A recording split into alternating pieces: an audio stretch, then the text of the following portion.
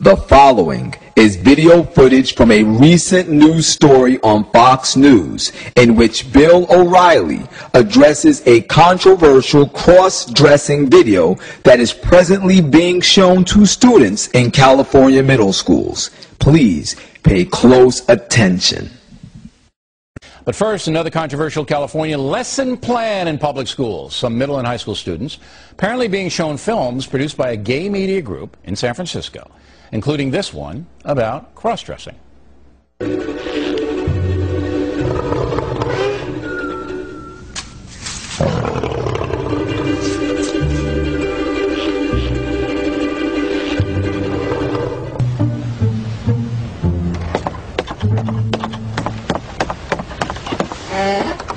It was an itsy-bitsy teeny-weeny yellow polka dot bikini that she wore for the first time today. An itsy-bitsy teeny-weeny yellow polka dot bikini, so in the locker she wanted to stay. Brilliant. Joining us now from Charleston, South Carolina, Fox News analyst Margaret Hoover. And here in the studio, Fox and Friends co-anchor Gretchen Carlson. You know, people who live in other parts of the country, and they're going, are you kidding me? We're not kidding you, ladies and gentlemen. California public schools, all right? Here's the point. Students sit there. Here it is. Now, I guess it's the tolerance thing again, right? Oh, come on. Well, that's why. That's how it's being marketed. Okay, but let's walk through it. It's being marketed by the California public school authorities as teaching their students to be tolerant of all lifestyles, including this person wearing women's clothes. He's a guy. Right.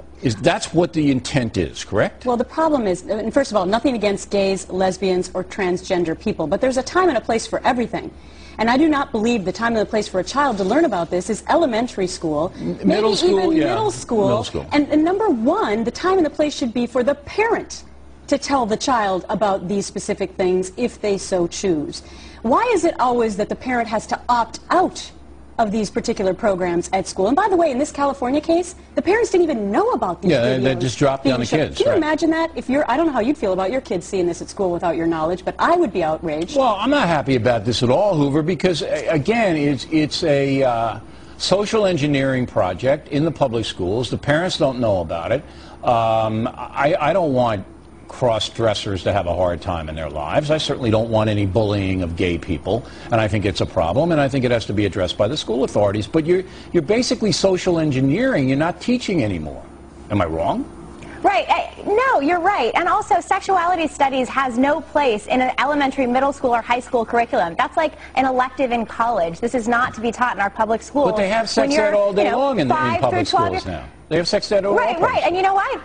And that's why, you know what, not all day long, but they need to be teaching kids the Gettysburg Address and the American presidents, and you know what, the California kids could take a lesson in finance or two, and maybe their state legislatures would learn how to balance their budget. But let's deal with reality. I mean, this is the problem. Let's deal with reality. They have sex ed. It's in the schools. It has to be in the schools. We understand why, because you get a society that's fairly permissive, and children are becoming pregnant, and they're getting abortions, and they're having babies, and the school has an obligation in a health situation, all right, to say, look, here's what's going on, here's how you can prevent it, here's why you shouldn't do it. The Congress is going to pass more abstinence money that drives the left crazy, but that's happening. But this, Hoover, this is social engineering. This is basically saying, look, you kids, there are cross-dressers, and you should be accepting of them. And kids are going, what's cross-dressing, and why am I watching this? Exactly. And about 1% of the population maybe cross-dresses. It's probably even less than that. So again, why are we catering to a very small percentage of society? Because they have a lot of power, and the loopy educational people. I just know my kids have a tough enough time figuring out regular, married man and woman, and to introduce this at a young level just complicates matters. Hoover, you went to Stanford University, right? No, I didn't. I went to Bryn Mawr College. Oh, Bryn Mawr in Philadelphia. I thought you went to Stanford. Okay. I did. You went to Stanford. I'm sorry. I got the culture warriors mixed up. Confuses the culture warriors. Yeah. Carlson went there. You went to Bryn Mawr. If you have not yet been absolutely brainwashed by the New Age movement's spiritualist agenda, then right now you are probably appalled by what you just saw. But what is even more appalling is probably what you didn't see. If you sided with the comments made by Bill O'Reilly, then unfortunately, my friend, you've just been duped. What Bill O'Reilly and his female accomplices just did was apply something which is called the diapraxis, or what is more commonly known as the Hegelian dialectic. The Hegelian dialectic is a very subtle psychological process which can destroy conviction, crumble your conscience, and it can even eliminate every shred of opposition that might exist within you that would make you oppose the exterminating of Christian principles in society. And what is so sick about it is that it is very simple. It is a process which involves three phases, which are thesis, antithesis, and synthesis. The first phase of the Hegelian dialectic is simply presenting the thesis. A thesis is simply the ideologies or the beliefs of a group or of an individual.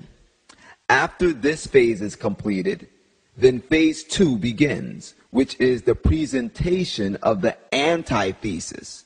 The antithesis is a completely opposite view from the beliefs or ideals presented in the thesis. This is done to confuse the thoughts of the dissenter or the target group. Then, when phase 2 is completed, phase 3 is initiated, which is the presentation of the synthesis.